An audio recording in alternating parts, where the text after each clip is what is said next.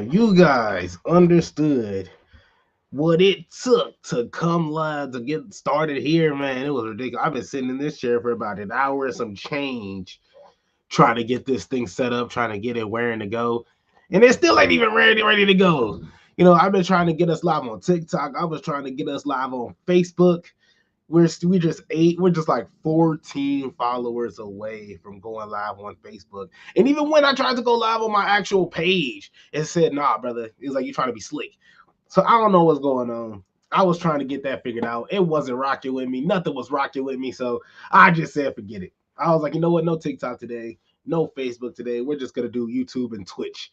That's going to be our go-tos today. So look, let's jump right into it. Hello, all, and welcome to the Heel Turn Podcast. I'm your host, Isaiah Jackson Jr.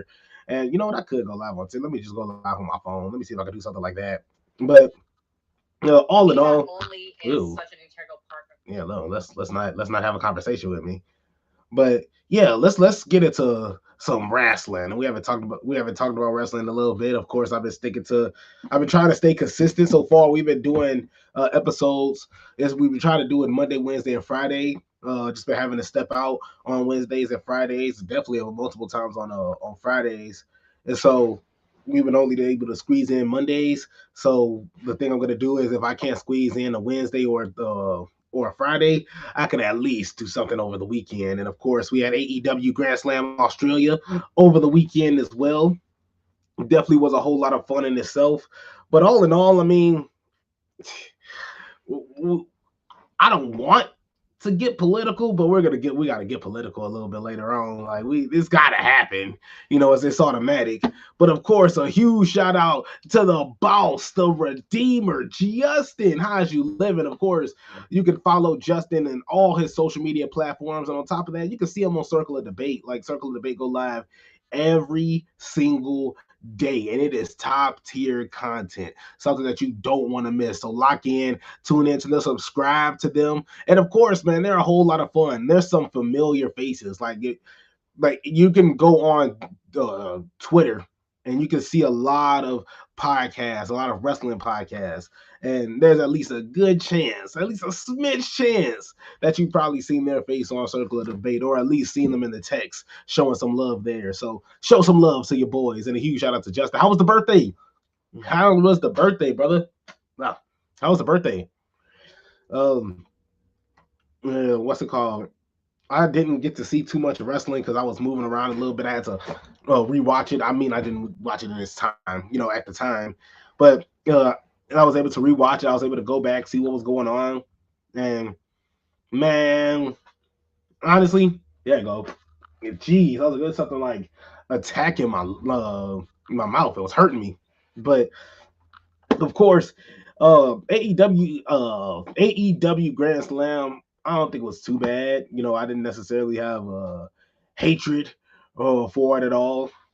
But honestly, I didn't mind the fact that John Moxley and Konosuke Takeshita drew.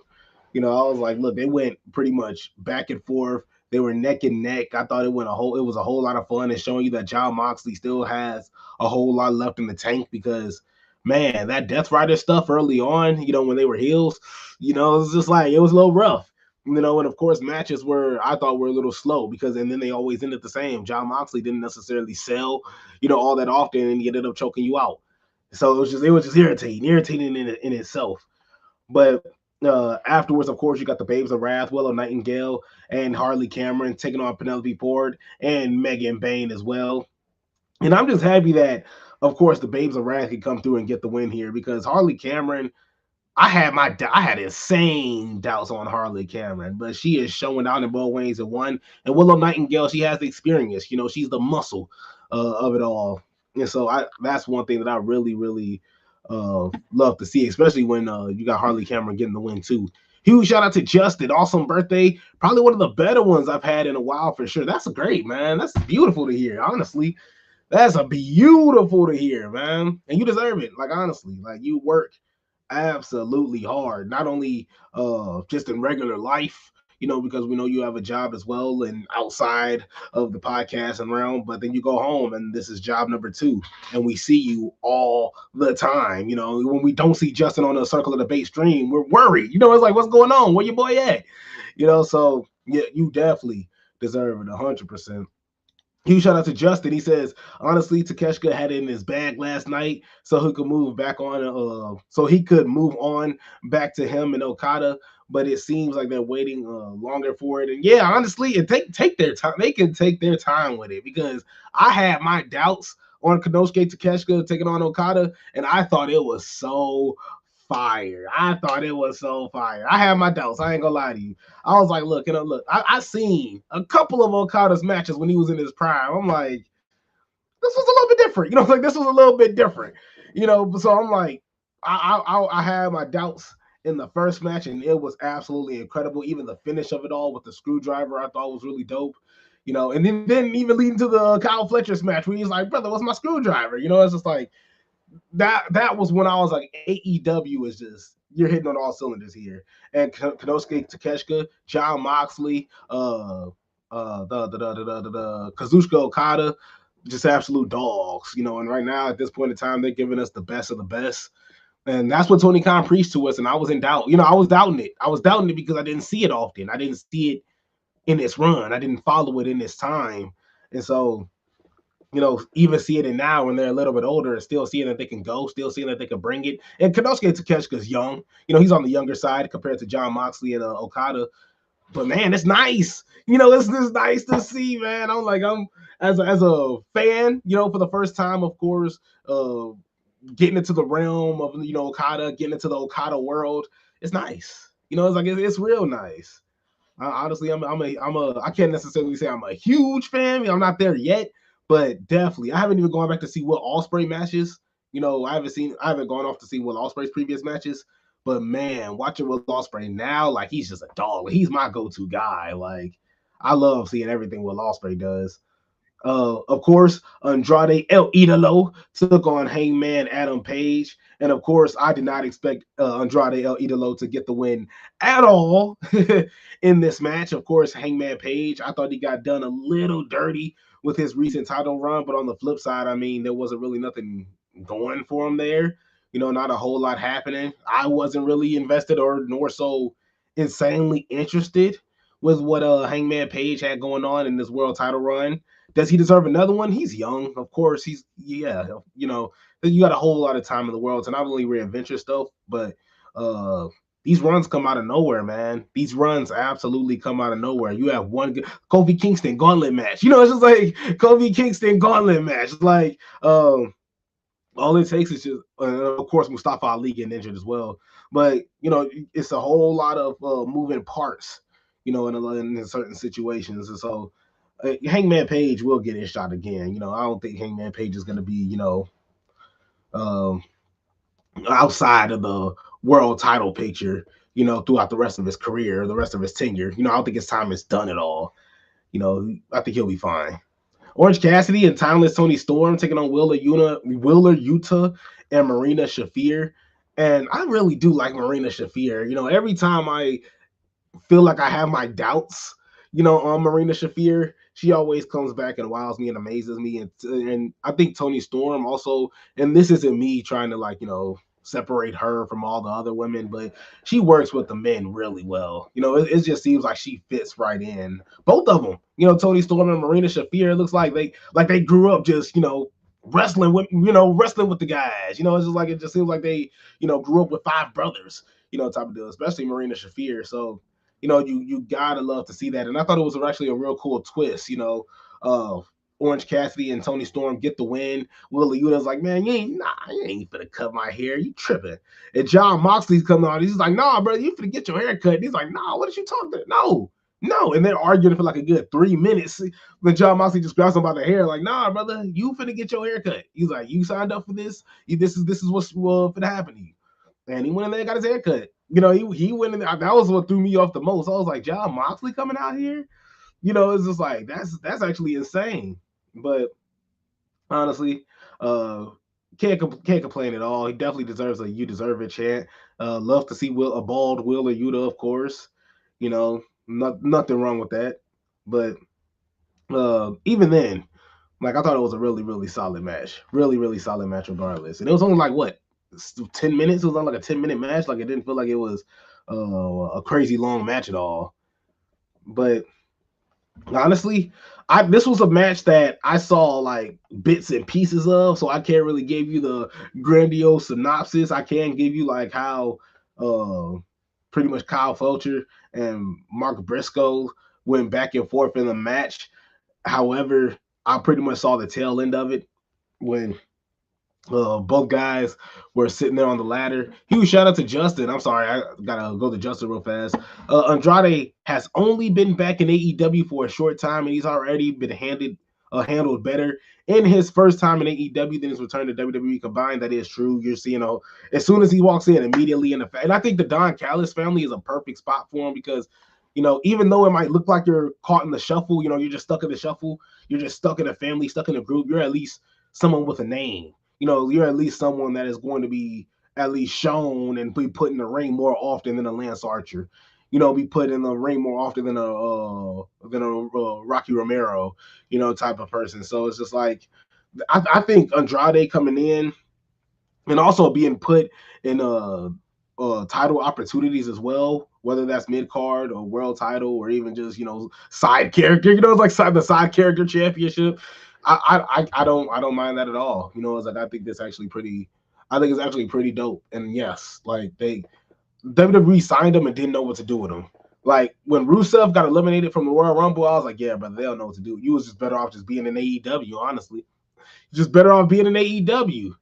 When you think about it, when it's all said and done.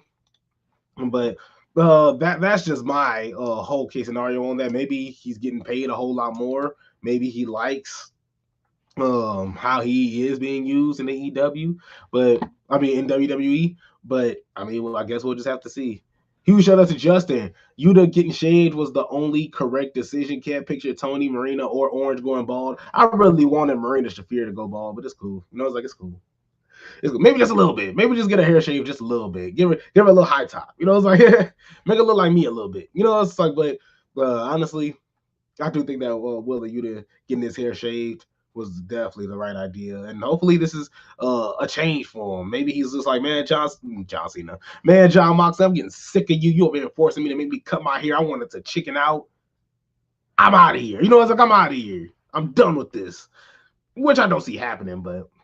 As good as that match was last night, it sucks that it had to come at the expense of Tommaso Ciampa. Yeah, I actually thought about that. I was like, Tommaso Ciampa dropped that belt insanely quick.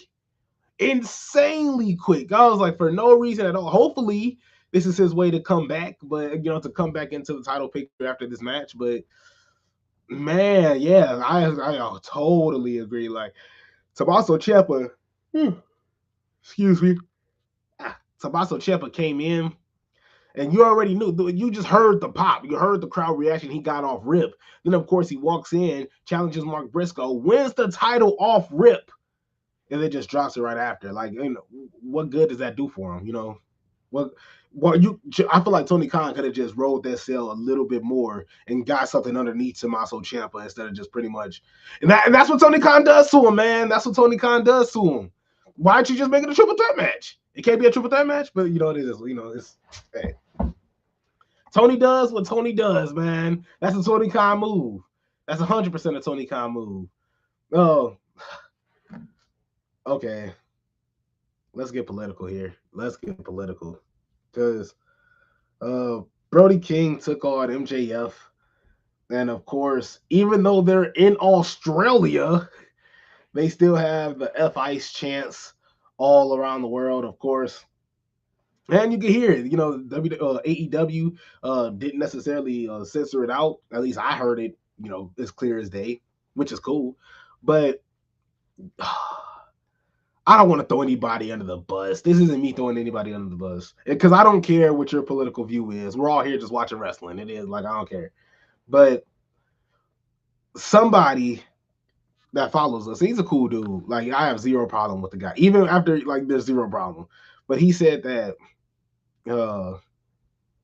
AEW fans need to stop with the F-Ice chants.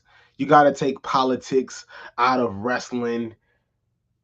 And I just thought that was good. I just thought that was just garbage. I was like, I thought that was a load of garbage. I'm sorry, like, because this was the kicker. He said that you're promoting political violence in our wrestling shows. That's confusing because if I can say so myself, we are seeing Ice kill people, and the next thing you see on AEW is the Ice commercial. It's like I don't, it's just like it's a slippery slope here. It's a slippery slope. If the way I see it, if you can go on AEW and see if an Ice commercial can pop up on your screen, then we can see the fans chant F Ice. Cool. I'm down for that. I was like, fair is fair. Fair is fair. If they had a hatred for Domino's, after the whole Domino's, the cookie cutter situation with Nick Gage, if a Domino's commercial popped up and then AEW came on and they F Domino's. Hey, it is what it is. F Domino's. Then it's like, hey, what can you do? It's like, well, what can you do in that situation? Like, honest, and I've seen a couple people like just agree wholeheartedly with it. And I'm not saying like nobody's right or wrong in the situation because it's your opinion. If that's how you feel, that's how you feel. But I have zero problem with anything the fans are chanting, as long as it's not what and you're drowning my man's out, with the promo that he's trying to spit. Hey, chant whatever you want. It's like chant whatever you want. But I did see, because I'm on social media mainly. I'm mainly on the dark side of Twitter, and I'm on YouTube where we get to see people that we subscribe to, and we just saw one. I just saw one guy had a comment that was just like, you're promoting political violence, and it's just like, I think that's a little heavy. It's like, I think that one's a little heavy. And by heavy, I mean I think that's a little overboard. Not necessarily a reach, but just a little overboard. Just that's a little overboard. And I love Brody King for standing on it. Brody King stood on that off rip, man. And huge shout out to Tony Khan. Tony Khan's like, hey, man, look, it is what it is. Like, Tony Khan ain't saying a word. If this was Triple H would be sweating bullets right now. They would have released him. Brody King would have been released right now if he was in WWE. WWE would have not voted for that whatsoever. And honestly, I mean, I don't blame him. WWE is a company. They're all about the bag. Tony Khan already got a bag. So he was like, he don't care. He's all about his people. And you can't be mad at AEW. That's why it's hard to be an AEW hater. Like, that's the part. You can't be an AEW hater whatsoever, especially when the wrestling is sometimes, and same thing with AEW. I mean, same thing with WWE sometimes. But when the wrestling is top tier, of course, there's not a storyline. I'm not really invested in the storyline. The storylines are yeah. But the wrestling is top tier. And of course, the work that they put in and the care that Tony Khan puts into his company. I can complain all day. I can bring Devin on. Devin can come in here and complain all day about Tony Khan and what Tony Khan does negatively and wrong. But I mean, the love that he has for his company and the love that he has for his people, and he gonna stand for his people. So you're gonna see an Ice commercial, you're gonna hear some F Ice chants. Cool. It's just like cool. I got zero problem with that whatsoever. But I honestly, look, to switch it over, Brody King has the nastiest finisher I've ever seen. Like, Brody King's finisher is a finisher that I would have used in like a WWE creative finisher mode. Like, if I just literally wanted to murder somebody, it's like if I just really wanted to just send somebody to the ER, that was the move I was going to do. Like, Brody King, he does it so clean. It's just look at how he hit it on Darby Allin just almost a year ago. Absolutely vicious. You're not kicking out of that. And if you do, you should be ashamed of yourself. It's like, and if you do, you should be ashamed of yourself. It should be illegal to kick out of that move. He literally has you over his head and just lands you on your neck. Like, that's Bane. That's like a Bane type move. Like, how do you get away with that? So it's just like, I love Love Brody King's finisher. Love MJF's finisher too. Was Heat Seeker. Love MJF move too. That's what he used to win, of course. Huge shout out to Justin, the Gonzo Bomb, one of the most devastating looking finishers. The Gonzo Bomb. Look, it's just absolutely just demonic, lethal, and I need that. Like I need that. If you find me in one of those little people wrestling matches, oh yeah, I'm hitting that. I'm hitting on there. I'm hitting that on everybody. I'm hitting that on everybody. It's gonna be a dark day in the Midget Wrestling Federation. Let me tell you. It's gonna get real treacherous here. Let me stop. Okay, I'm done. I'm done. I have my fun. But of course, MJF got the win. He retained his AEW championship. And look, man, it was a solid way to spend your Valentine's Day. A really, really solid way to spend the Valentine's Day. Watching AEW Grand Slam Australia, and the fans were hyped. You know, the fans.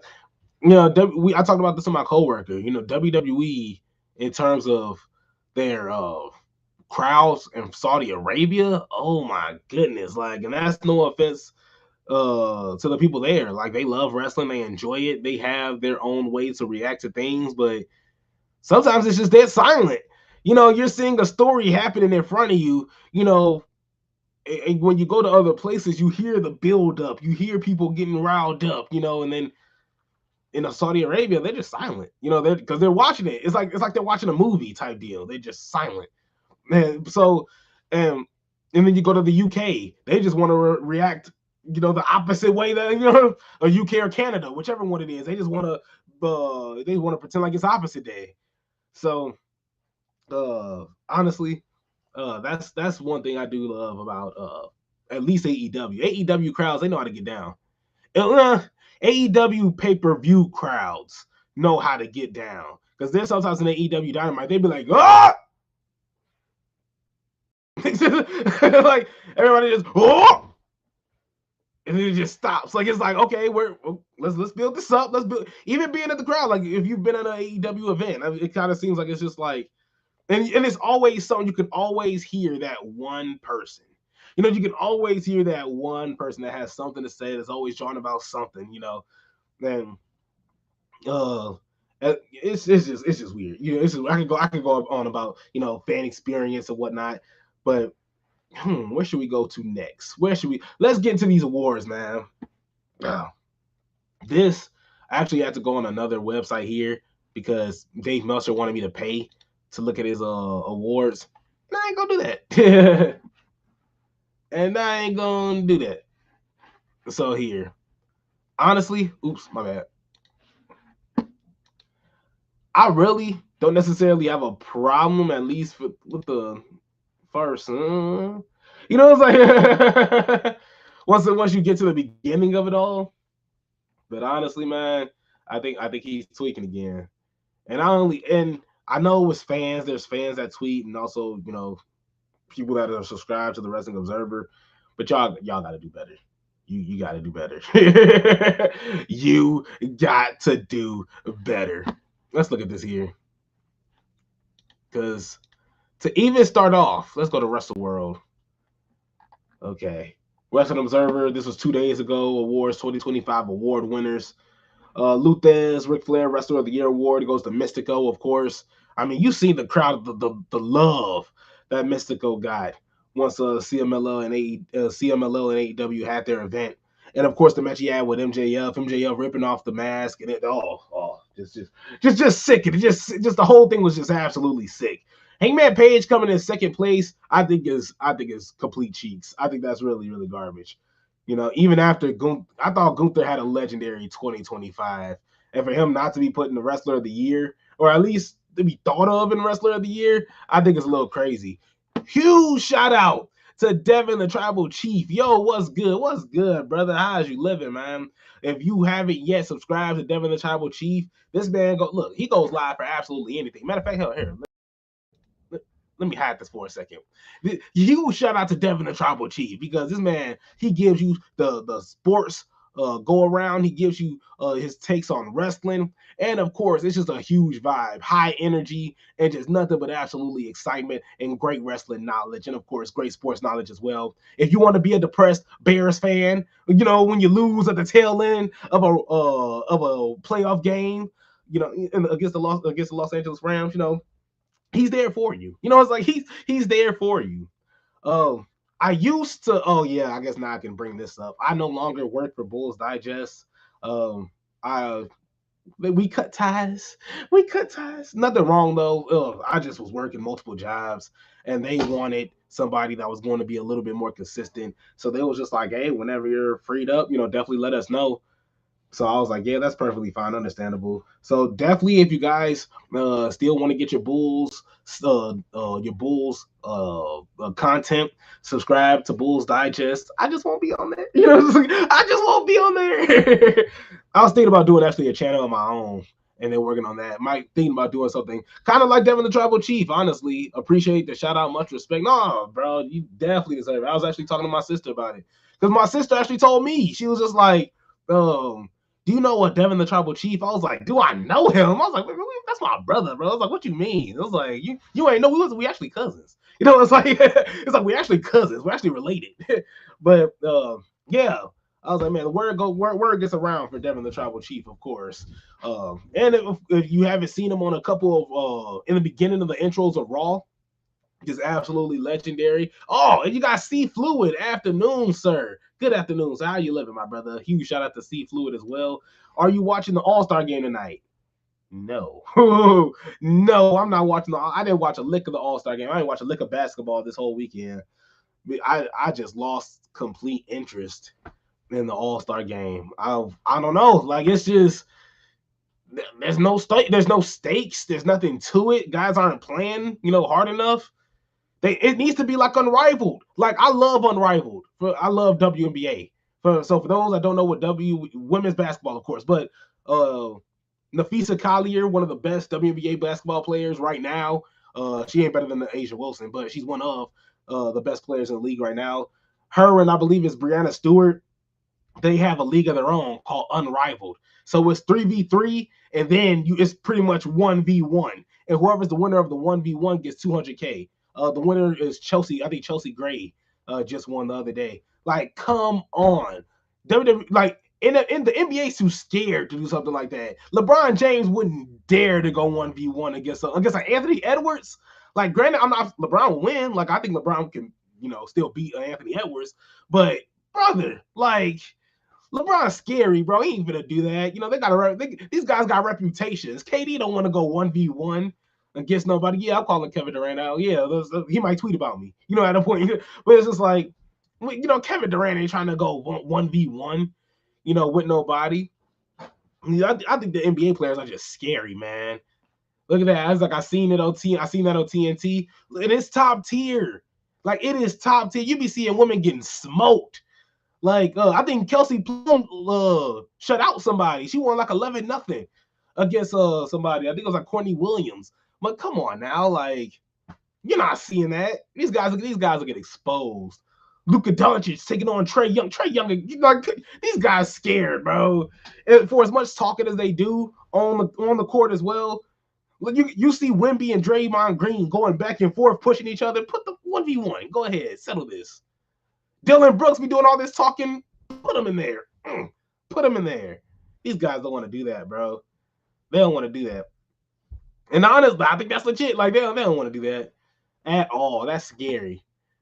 Oh man, I needed that. I needed that sports take. Thank you, C Fluid, man. I needed that. I haven't talked sports in a good minute. I'm actually going to be talking sports on Circle of Debate on Wednesday. I believe on the Tim King show. I think it's called Tim King show. Tim actually TK just messaged me, was like, "Hey, you busy Wednesday?" I'm like, "Nah, I ain't busy next Wednesday. What's the word?" You know, it's like, so I'd love to hear back from him, see what's going on there. But I definitely believe I'll be on Wednesday. If not, I'm texting in. You know, it's like either way, you know, I'm gonna be there regardless.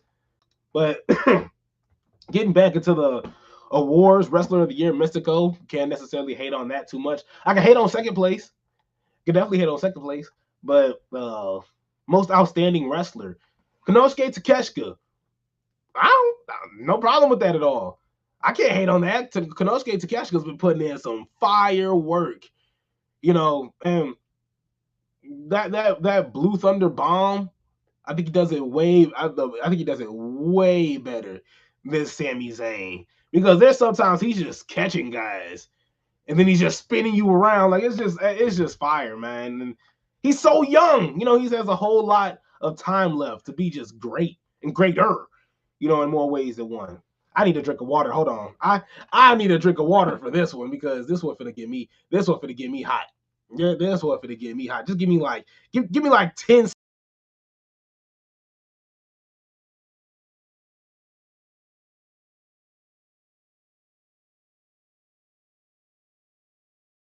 Man, perfect time, and I had to run and get some water. Man, Young Bucks. There should be no way. There should be no way this happens. How much y'all getting? How much is Dave Meltzer getting paid to put you guys there? Young Bucks. I can't think of a memorable thing they've done in 2025 at all. At all. How did you get here? How did you get here?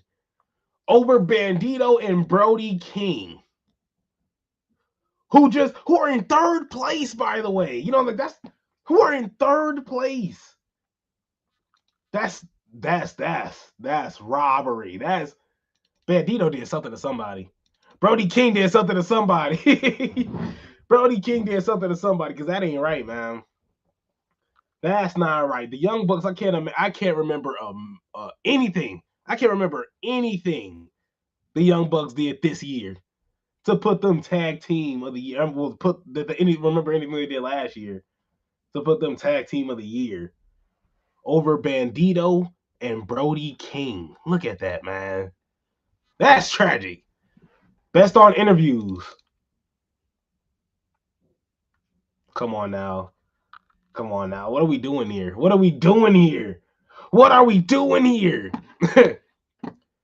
Huge shout out to Justin. Meltzer must have loved the Broke Buck story. He might have been the only one. I can't remember. No. And yes, I understand. I'm a Young Bucks hater. I understand there's a lot of hatred in my heart. And it's not necessarily hatred, but they bother me. They bother me when they come on my TV screen. So yes, maybe there's a problem there. There's a little bit of bias when flipping out over the Young Bucks. And I remember them being broke last year. I remember them even getting money and then losing it all and gambling and being broke again. And no, I'm sorry. Promotion of the year, CMLL, AEW, Stardom. I'm going to stop right there. I'll just leave that there. I'm going to just kill. Because I ain't see MMLL and I ain't see Stardom, so I can't necessarily be like, oh, well, where's WWE? I can't. I don't rock the flag that hard to be that biased. Because like I said, I don't watch CMLL and I don't watch Stardom, so I can't necessarily be like, oh, well, this is a travesty. I can't say AEW Dynamite being the best weekly show is a travesty. Them getting 2 votes is them getting first and third. I think is a travesty for sure. Pro Wrestling Match of the Year, Kenny Omega versus Gabe Kidd, Wrestle Kingdom. Okay, can't necessarily handle that, but Bandito versus Konosuke Takeshita and Hangman Page versus Jon Moxley, W8 All In. I could find a better Jon Moxley match last year, than Hangman Page. Honestly, that's me. United States MVP Jon Moxley. I thought Jon Moxley had a great tail end to 2025. That's why I'm not necessarily kicking and screaming about Jon Moxley. John Cena coming second place for MVP. You can't necessarily hate on that. Look, it's your retirement year. I expected him to get some type of, some layups here, honestly. Mystico in Mexico.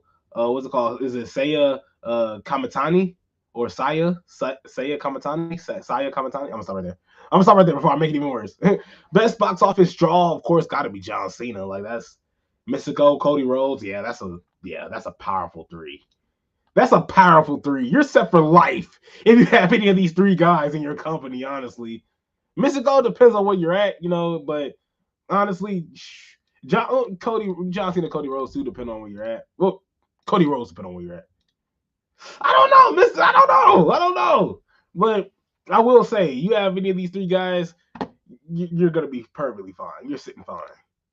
Most improved, Harley Cameron. I ain't got a problem with that.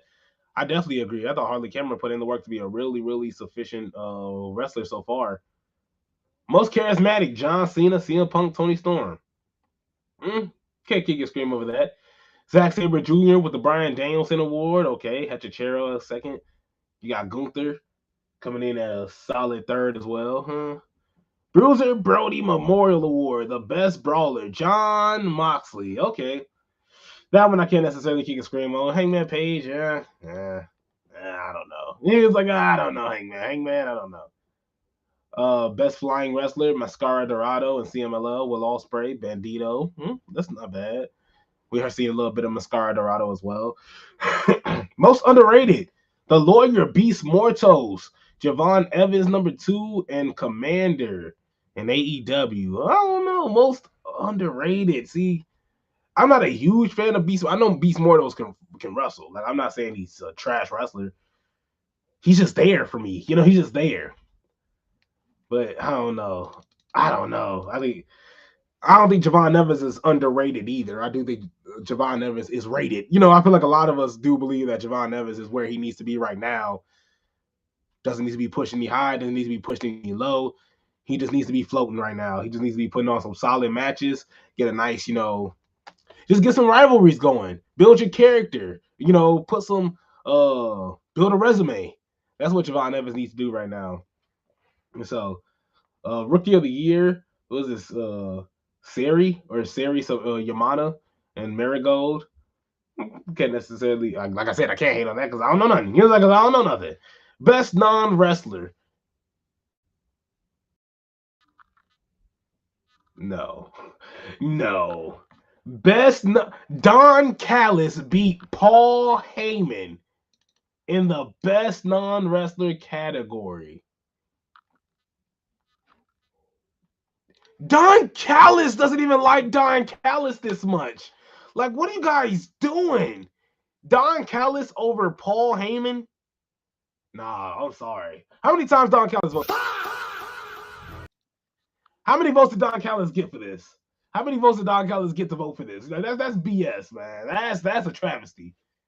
Best television announcer, Bryan Danielson. I disagree. I disagree. I disagree. I don't think Brian. I disagree. The best? Disagree. The best. Oh, sorry. I'm trying to no. Even then, I'm trying to think of because the Michael Cole's gonna win the worst. It's like Bryan Danielson is the okay. Let's move on. Best major wrestling show, AEW All In, AEW Double or Nothing, Stardom, sure. Best wrestling maneuver, I think that. Best wrestling maneuver, the Buckshot Lariat over the Soul Snatcher. Neon double springboard moonsault. Jeez, hold on, let me see. Because if this is better than the Buckshot Lariat, hold on. And I'm scared to watch this too with you guys because I don't want to get flagged for nothing. Neon, hold on. I gotta see how deadly this thing is. They say neon.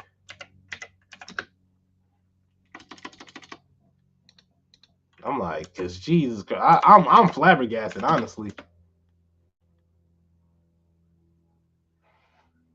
Neon double. Oh, yeah, I know. Yeah, man, I'm sorry. Hangman Page, you got to be in third place, brother. You got to be in third place for this one. Best Booker, of course. Promoter of the Year, yeah. Best Gimmick, Tony Storm. Yeah, those awards are cheeks. Those awards were just complete hot dog water. Awful. Completely awful. And so, this we got to. I can't even say we got to do better because I ain't even subscribed to this. It's like I ain't even subscribed to this. I can't do anything about this to make this better. It's just gonna be what it is. It is what it is at that point. So look, we already talked about ice. We got the ice talk out the way. Let's get to the Dakota Kai. because Dakota Kai shared some of her comments about AEW, about WWE. She said that she felt like she was constantly fighting the glass ceiling in WWE.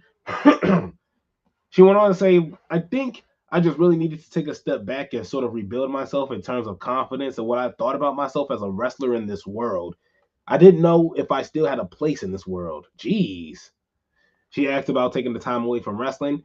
When asked about her plans, Kai mentioned her two ACL tears she suffered while at WWE. She was looking to prioritize her health.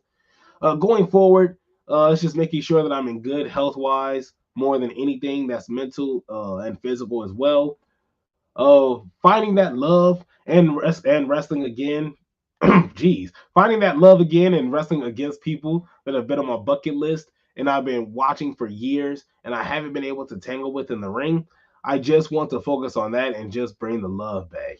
Asked about the possibility of signing with TNA or AEW, she says she's open to the possibility of either. Ooh, if she wants the money, you go to AEW. You want that opportunity to be in WWE?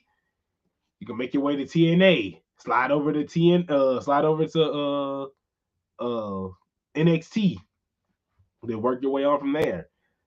I think once I get back into it, both those companies and so many more have people that I would love to face in the ring. No, you go to TNA, I think you're gonna be pretty dominant. I think you're gonna be a dog.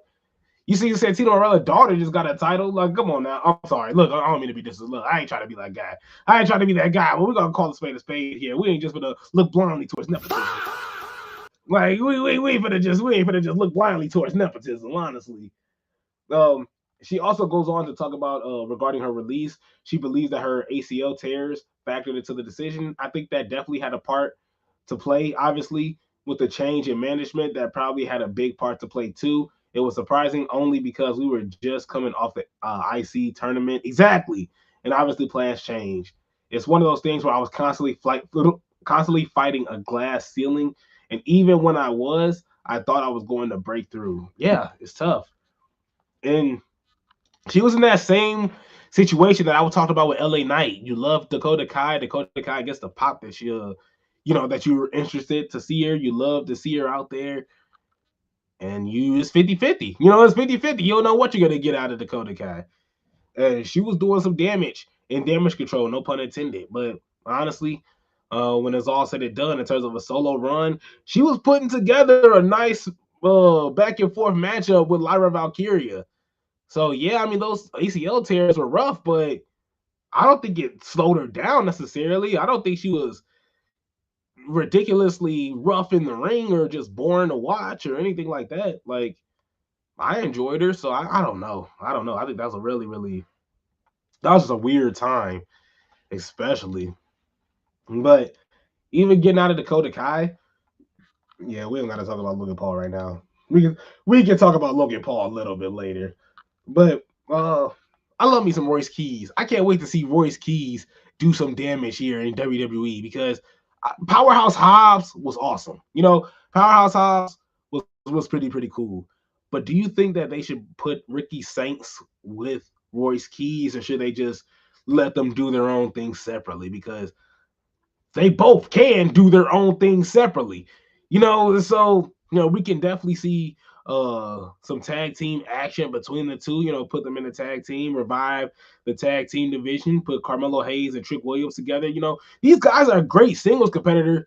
These guys are great singles competitors, but this tag team division is just so dry. And that sucks because, the War Raiders, you got the New Day, the Street Profits who are nowhere to be seen. Like the Judgment Day, there's a lot of teams out there, but they're not doing anything, or at least not doing anything exciting. So give us something to do. If you want to put Royce Keys with Ricky Saints, Trick Williams with Carmelo Hayes, get these guys going a little bit in February. It's like and it's in February specifically. It's like to make that move. I think that's something you go for. I don't want to talk about Logan Paul. I think talking about Logan Paul is a bit, yeah. Because Logan Paul said that 99% of NFL players would crap the bed in WWE, and I mean, yeah, and also vice versa. A lot of these WWE players couldn't play football. It's just like so. It is. And that's mainly because Tom Brady said that what Logan Paul does is cute, and these are real athletes that are on the football field. And if Logan Paul was to play football, he'd get destroyed because he's not a athlete. And that's true. Like, now it's not true that Logan Paul isn't an athlete. That I disagree with. Logan Paul is definitely an athlete.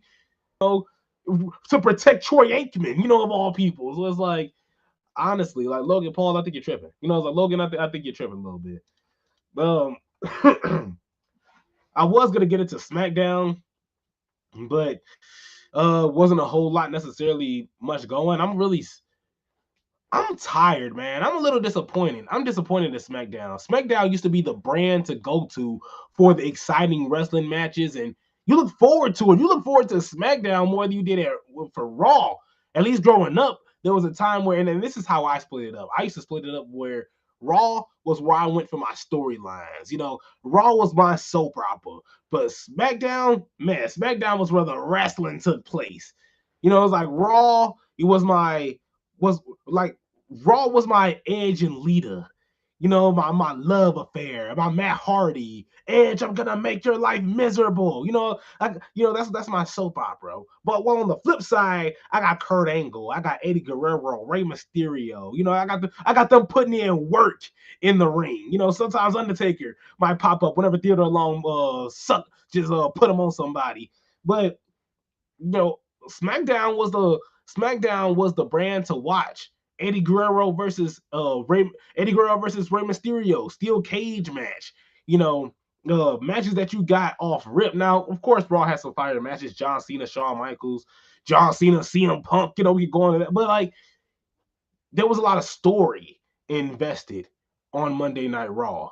And I felt like you went up to SmackDown, and SmackDown was where the wrestling took place. That was the high action. There wasn't any time for talking, and if there was, they kept it at a minimum. It's like that's how I felt growing up watching SmackDown and Raw. And I always favored SmackDown. Uh, and SmackDown always had the go-to guys.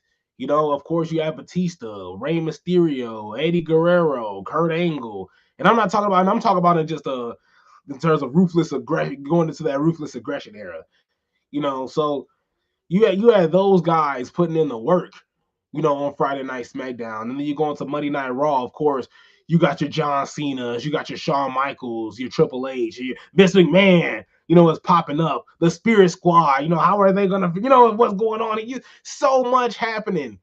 All at once, and so now it's just dull. SmackDown is just a shell of its former self, and it sucks. I feel like there's not a whole lot going on, and it's the same thing over and over and over and over again. Like, when is enough enough? SmackDown is just on an endless loop. I feel like SmackDown is on this just endless cycle of just either random things happening, random things just taking place for the love of it, and then it just bleeds over to Raw. Then it just bleeds over to Raw, where you finally get the full, story of it all. Where I think it's a whole lot of crap. I'm not really a fan of it. I feel like SmackDown could be a whole lot better if you live up to the draft and use the guys that are here that are doing some great work, like the Jacob Fatu's of the world that we're finally starting to see a little bit more often of. We have seen Julia a decent amount, but she's been doing the exact same thing. She has been like Julia hasn't been doing anything exciting. Jacob Fatu and Cody Rhodes have just been stuck in this Drew McIntyre loop for I don't know how long. It's been forever. Sami Zayn, I'm sick of seeing Sami Zayn. I was like, we are going all day about this. It's just like we're always gonna see Rhea Ripley. We can't get Rhea Ripley off our screens. So honestly, and I love Rhea Ripley. That's nothing against Rhea Ripley. I don't mind. I ain't gonna complain about I ain't gonna complain about seeing Rhea Ripley. But we're seeing her Monday Night Raw, Friday Night SmackDown, and of course, I'm not saying she's taking time away from people, but man, what is happening? It's like what is going on? So honestly, it's just boring. I feel like SmackDown is soulless. I feel like SmackDown had a whole lot. It took pride. in his brand. Even when Shane McMahon was there, even when Shane McMahon, Daniel Bryan was the general manager, they took pride in being SmackDown general managers and showing you something new and trying new things and just throwing stuff to the wall. If it stuck, it stuck. If it didn't, it didn't. Over here, they're just here goes another episode of SmackDown. It's just like, here goes another. How is Drew gonna screw over Cody Rhodes now? How is Jacob Fatu gonna find himself in here as well? Here goes my family tree doing nothing at all with the Wyatt. Oh, here goes Wyatt 6, just wanting to show their face but not wrestle. Like, brother, like, it's soulless. I miss the old SmackDown. Honestly, it's tragic. But that was the Heel Turn podcast. I don't know why I did that, but I appreciate you guys for tuning in. I gotta get ready for work. I gotta actually take a shower. I can smell myself. Ooh, it's getting a little rough. But I will be live tomorrow. Your boy will be off tomorrow as well. Gonna have a whole lot of fun with that too. So even though your boy lost one job, he still got two. It's like he still got two other ones to go to. So be on the lookout for that. Also be on the lookout for some sports content as well. I'm thinking about doing some sports content on either on another channel or just doing it on just this channel here, just calling it Heel Turn Sports and doing something with that. So thank you guys so much for tuning in, and I'll see you guys next time.